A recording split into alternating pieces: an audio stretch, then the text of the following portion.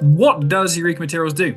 Well, it enables you to more effectively search material-based information compared to traditional search engines. What is the technology that's powering Eureka Materials? Well, it's our PUM models. So the PUM stands for Property Unit Measurement, fairly straightforward. Essentially, what we have done over the last couple of years is developing machine learning-based models to go through innovation text, so patents, scientific literature, and to extract properties, the units, the measurements of those properties, and link them together contextually. So, if you're searching directionally for a temperature measurement, for example, at a certain range, the values that you input will be linked to temperature and the units that are of importance. So that sounds quite simple, but it's quite a sophisticated piece of technology behind it. On top of that, though, it's not just the property models, right? We also have things like the substance ontologies, so that you know exactly what those properties are being measured against, of course, and further contextualizing them to make use